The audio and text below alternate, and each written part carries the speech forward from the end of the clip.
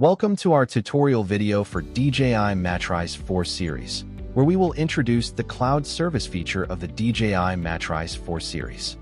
Power on the remote controller and aircraft. Make sure the remote controller is connected to the internet. Launch DJI Pilot 2. Tap on Cloud Service from the homepage and choose Flight Hub 2.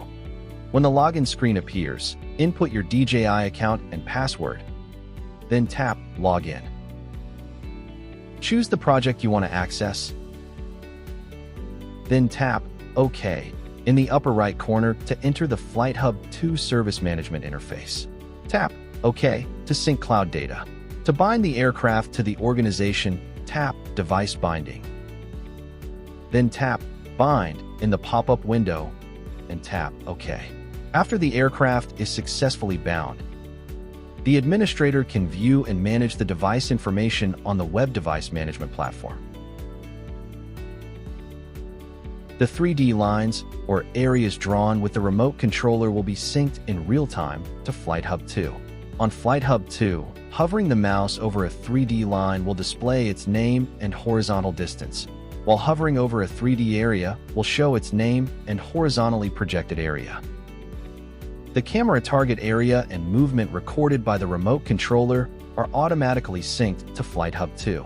Left-clicking on the observed view will display the horizontally projected area and altitude difference. Flight Hub 2 can show multiple observation records and search areas to prevent duplicate task assignments. Place the aircraft on a flat surface. Then in Flight Hub 2, click on the device status window, Virtual Cockpit, to enter the remote control interface. The map on the left will sync with the 3D lines and areas previously marked by the remote controller. Once the camera view on the right loads successfully, it indicates that the aircraft is connected. Click Take Off, and then Execute to take off the aircraft. Use the mouse and keyboard to remotely control the aircraft. Right-click and select Fly to this location.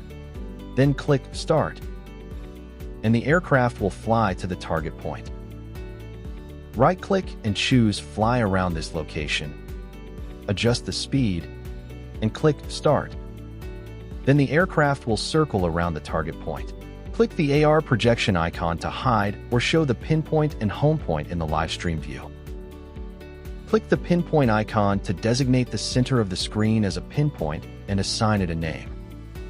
Double-click any location on the live stream view, and the gimbal will automatically orient itself to that position. Right-click and hold, then drag to select an area, and the selected target area will automatically zoom in. Laser measurement can determine the distance, position, and altitude of the target point relative to the aircraft. Click the laser rangefinder icon to enable the laser measurement feature. Align the crosshair with the target you want to measure. The RNG icon at the center of the screen shows the straight line distance between the target and the aircraft. The ASL icon in the lower left corner shows the target's altitude above sea level, and the latitude and longitude indicate the target's coordinates. Click the AI subject recognition icon. Then click the expand icon to select the type of target. The screen will display a real-time count of the targets that match your selection. You can also enable the alert feature, which will notify you whenever a selected target type appears on the screen. On the project interface, click Livestream, and the browser will open a new page, automatically taking you to the multi-source livestream views.